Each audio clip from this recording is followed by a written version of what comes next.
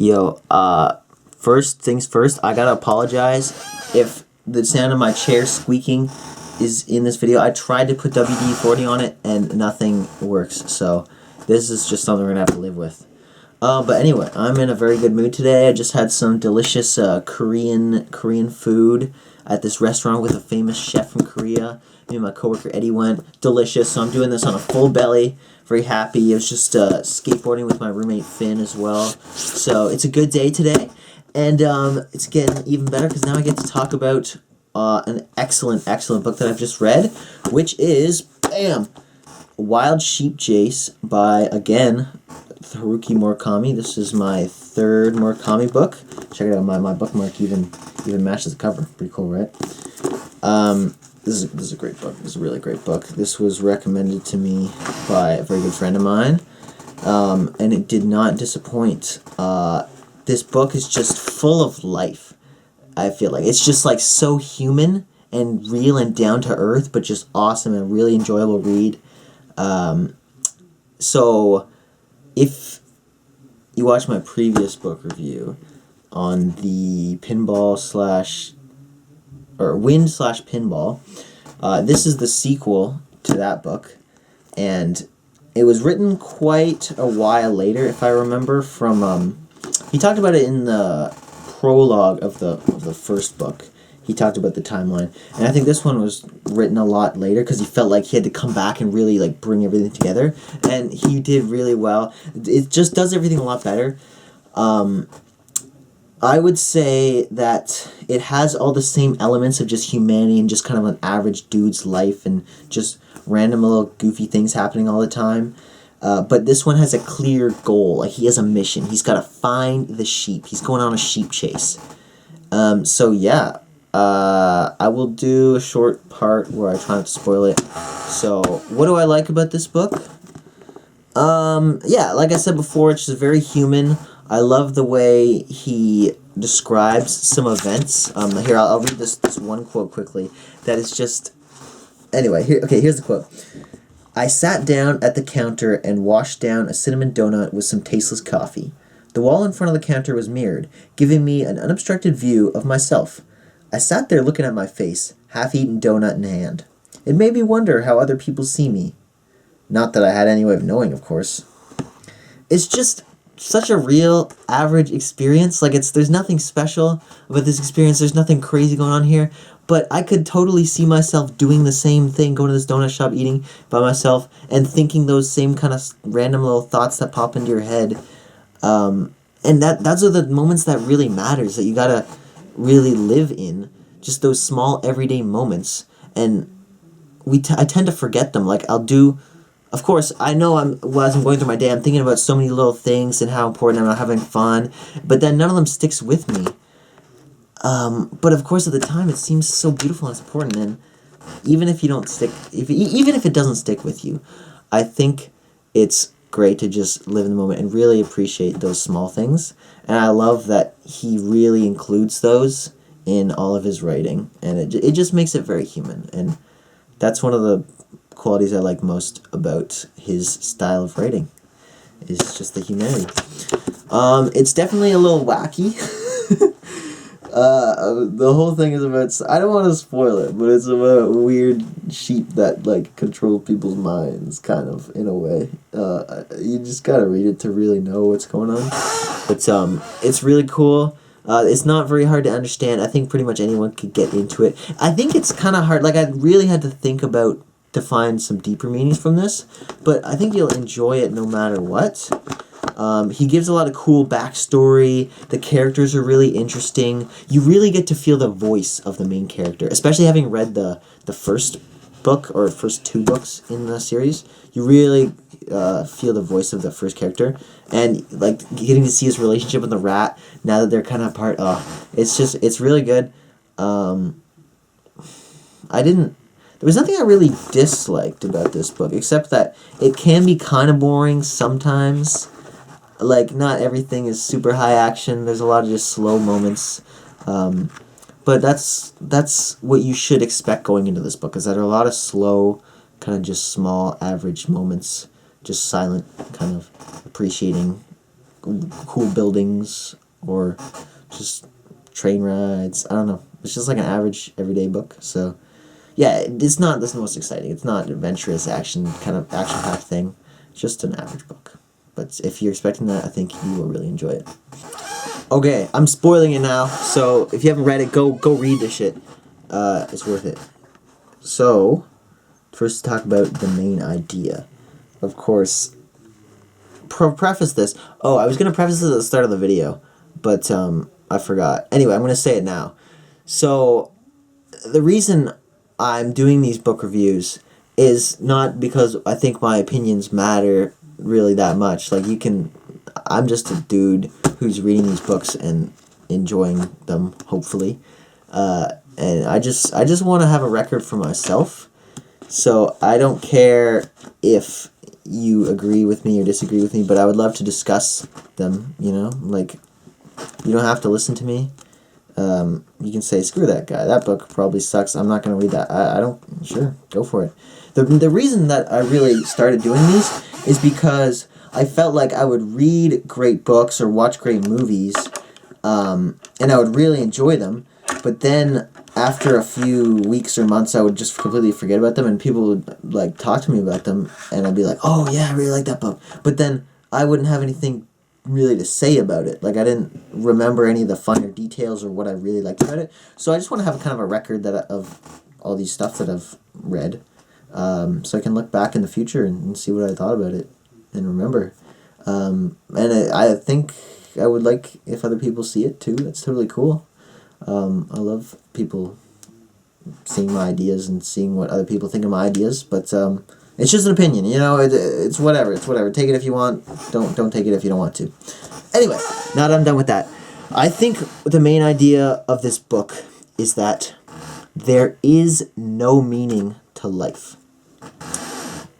This guy's life, like, it's just an average life, like he says multiple times, he's not doing anything special or crazy. I mean, the sheep hunt is pretty crazy, but he kind of lives a very, I wouldn't say boring, because I still think he goes out and does exciting things from day to day, but it's very repetitive, it's very the same thing over and over again, and he feels like he's stuck and he hasn't unlocked some part of himself, and he just kind of lives his life just on autoplay, almost, like just kind of doing the same things. And he's always revering the glory days of the past. Like, he will go back and visit Jay's bar, that time when he goes in pinball to see the pinball machines, and he talks like he's talking to an old lover. It's very nostalgic, these books. And it seems like he's not excited about the present or the future. He's just reflective on the past and almost kind of wishes he'd go back there, it seems like. And I think at the end of the book, what really gave me this idea that this is the main idea is when at the end of the book, he gets this big check of money, and what does he do with it? He gives it to Jay, because he realizes this was the greatest time of my life when me and Jay and the rat were going out drinking beers, getting wasted, sleeping with girls that missing fingers, just random stuff. And he realizes that was the best times of my life. So, I mean, he's like, I'm getting old, I don't know what I'm going to really do with my life, I'm just going to live it and enjoy it in the present. And what's the greatest thing that I can contribute to this earth is I can help others have the enjoyment and excitement that I had in my younger years as well. So he gives the money to Jay because he wants to inspire the future generation. He wants to give them that power to go out and get drunk and get wasted and just be young and do all that stuff. So I think that is the meaning of life. I don't know what the meaning of my life is. I just want to experience as many things as I possibly can and enjoy it to the fullest. And when I'm older, help other people get that enjoyment. I want to give back to my community as well. So, yeah, I love that he ends the story by just giving back to the future generation. I really like that as a main idea. Because it's like, what was this whole quest really for anyway? I guess he took down that organization, but I don't know. the main thing was getting the money and giving it to the community. And I love that. Okay.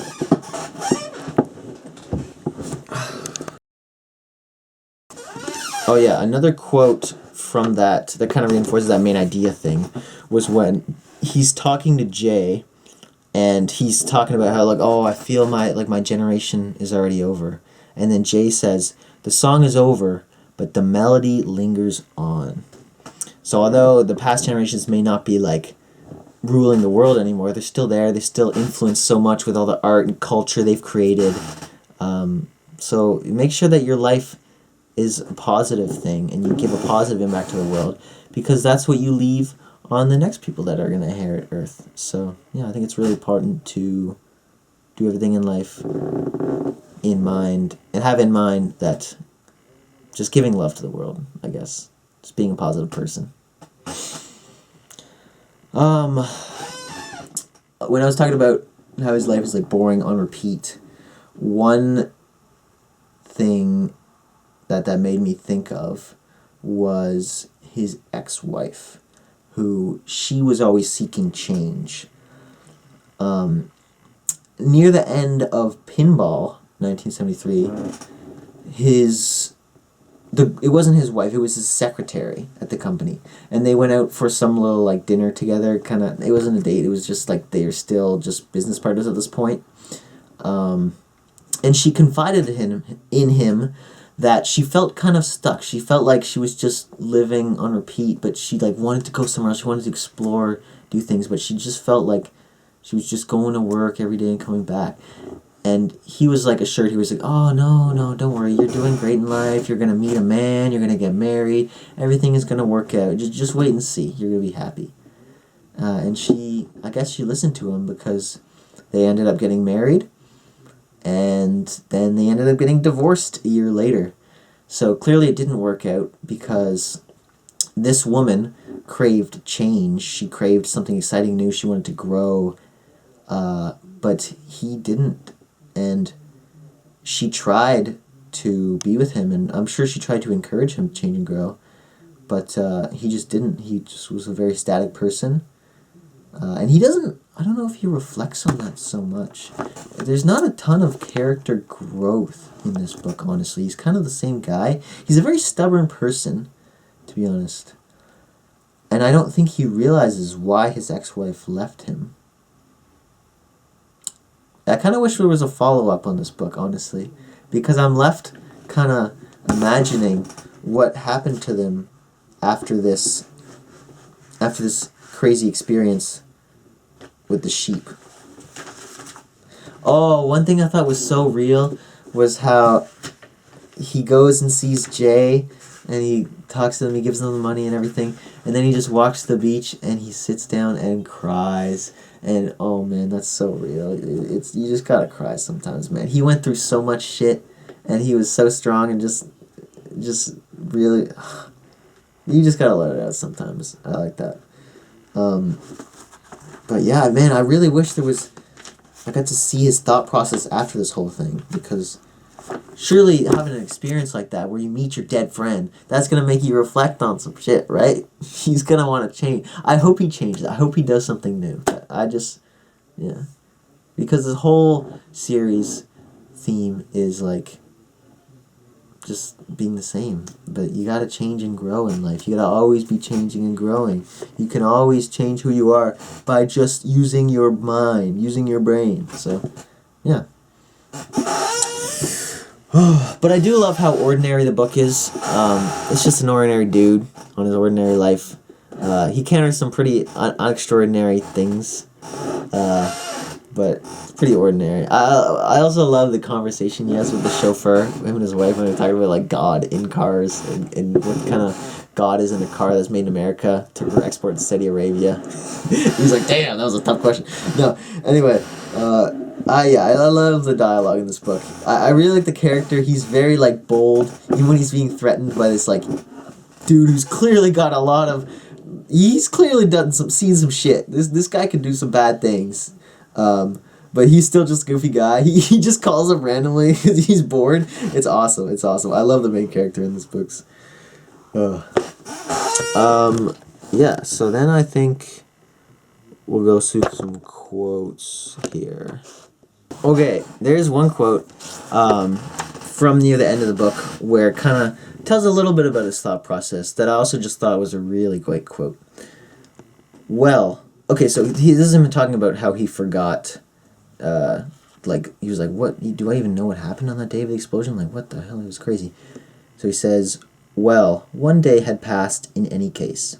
In just this way, one day at a time, I learned to distance myself from memory. Until that day in the uncertain future, when a distant voice calls from out of the lacquer blackness.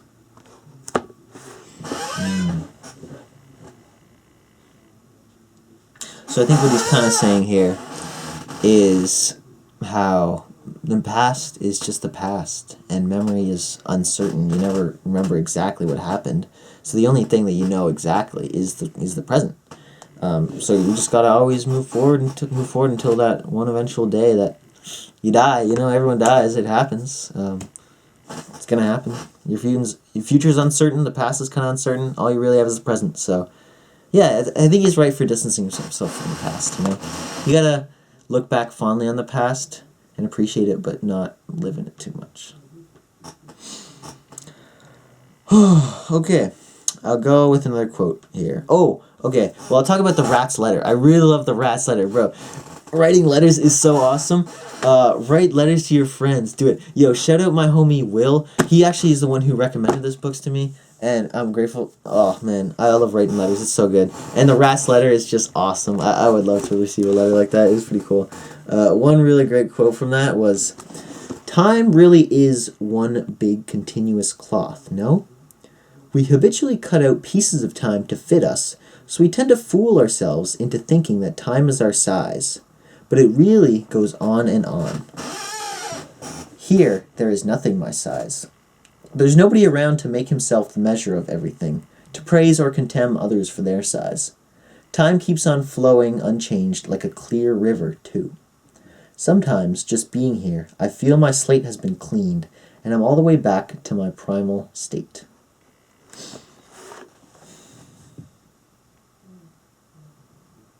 Really great.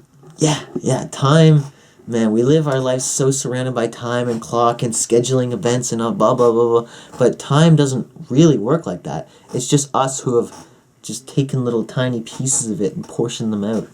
But time is just an infinite, huge expanse that goes on for the entirety of the universe and the entirety of infinity and whatever the hell. I don't want to talk too much about the galaxy and universe stuff because it's beyond my pea-sized brain, you know? But it's really a marvel that time, how time works. Like, I don't know, man. I don't know. I have no clue. I'm just living in it. But it's also true what he says about how he's kind of living in nature where there's nothing else around him but just nature. And it really cleans his slate. And I think that's important because when we live in a big city surrounded by so many people and all these daily organized schedules and all these responsibilities, we're living inside society's frame that is built for us, and we completely forget how the natural way of life is. So when you go out in nature and spend a whole bunch of time there, you kind of revert to your natural human state, which is almost makes me think it's the way that you should live. Not that I'm saying that everyone should go out and just live in the woods, you know, but I think everyone should go and just be in nature for a while and not be constantly stimulated by all these things that people are telling you. We should just go listen to the rhythms of the universe and just, yeah, I think it's important to just go out and listen to the world because you'll learn a lot by just being in solitude and by yourself and listening to your own brain.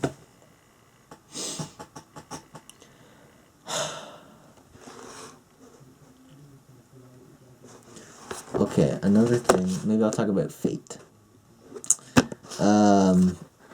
I think I'm talking about, now I'm done about much of these book reviews, I talk about the same themes a lot. I think it's probably because I read similar books because it's the type of book that I like. But I notice I'm coming back to a lot of the same things a lot. And that's good. It kind of reinforces my beliefs. But yeah, anyway, I'll try to say something new and interesting and unique and not just the same thing every time. So, the fate thing. His girlfriend with the magic power, the magical ears, she was sent to him by fate so that he could find the Dolphin Hotel. She was the one who was like, it's gotta be the Dolphin Hotel. And it's true, he would not have found the, the pasture, the place in Junitaki. You never would have found that without her, because you never would have found the sheep professor, right? So that was kind of her purpose in his life. Not that her life is useless, if not with him, but how the rat was saying, he's like, oh, you're not going to find her attractive anymore. It's just over. You've been too selfish or something like that. I don't know about the too selfish part. But it was kind of like her purpose in his life was so that he could so they could reach this place and meet up with the rat again in his dead self and accomplish this thing. That was, everything was leading up to this. And then after that, it kind of just fizzled. Like there was no place for her in his life. They were just kind of on different paths and they split up after that, and that's okay. And you can still appreciate. They had a beautiful love. There was some very sweet moments that made me very sad to read. Well, just lovely moments between the two of them that are very nice. They had a great love, but I guess it was just time for it to end, and that just happens. It's just part of fate. People come in your life and come out of your life, and they'll leave unforgettable impressions on you, and then they'll go away. And yeah, that happens with everything in the world. I guess everything goes away. Everything dies. So yeah. Yeah, there was a couple times when she said, like, I feel like something's out of place. He definitely uses foreshadowing quite a bit here in this book with weird things sometimes. But anyway. Oh yeah, there was another weird moment. There's so many weird, kind of awesome, like, magical moments that I really like now that I understand from the introduction of his first book, when he talks about how he has these, like, weird feeling kind of moments in life that really stand out to him, that just make things seem magical. Like, life is not just binary, everything logical. There's just really strange things that happen with consciousness sometimes. Consciousness is just such a magical journey sometimes. One of those moments here. Okay, I'll just read it. So this is when him and his girlfriend are at the movie theater in Hokkaido, or Sapporo. And she says, say, doesn't it feel like your body's in a state of transit or something? Now that she mentioned it, it actually did. She held my hand. Let's just stay like this. I'm worried. Okay. Unless we stay like this, we might get transported somewhere else. Someplace crazy. And yeah, I just like the cool magical abilities, like her ears that just know that he's going to talk about sheep. Very, very Fantasia. There was some aspects of this book. The idea actually kind of reminded me of Lord of the Rings. Hold on. Hear me out. So, the sheep, right? The sheep gives people this incredible power, this drive, and they become incredibly productive and smart, and they get these illusions of grandeur, but it consumes their soul. Like, the sheep is their entire focus. It's everything to them. They just can't forget about it once it's left, especially once it's left them. It's all, they've been sheeped. It's all they can think about. It's kind of like the ring, the great ring. It's like ring wraiths, man. The sheep professor is like a ring wraith, or I guess a sheep wraith. He's just consumed by this, and he lives in this room, and he's in this gross apartment, and all he does is research sheep because he can't forget about it. But then once the sheep is destroyed, then he forgets it, and he realizes, oh no, I wasted my whole life, what have I been doing? It releases him from the curse. And the boss is like Sauron. He's like used the ring to give him this great power. I guess the other people who had the ring didn't really get great powers out of it. It just kind of drove them crazy. But the boss has got this magical ability, and he's like a super smart guy. But then he destroys his sheep, boss dies. There you go. It's like Lord of the Rings. I'm telling you. Oh, also I love how much of an awesome backstory he gives the boss. He gives this whole big history, and he gives the whole big history of like Junitaki-cho and how the sheep came to be there. I just love getting big, cool, random backstories, even if it's not important to the story. It's just awesome. It's really enjoyable to read, I think. Okay, another thing the sheep reminds me of is not just the One Ring, but also of technology. How modern innovations like AI, they're sold as these magical tools that make you ultra productive, make your whole life better. You'll have so much time to do all this other stuff. It's just, but the thing is, they don't come without cost. Even if AI is free to use, it's not. There is a price on it. There's an unseen price in that it hoards your attention span. It can kind of consume your life if you use it all the time. You're using what it says. I heard this quote once about that it's a monster, and then the monster wears your face.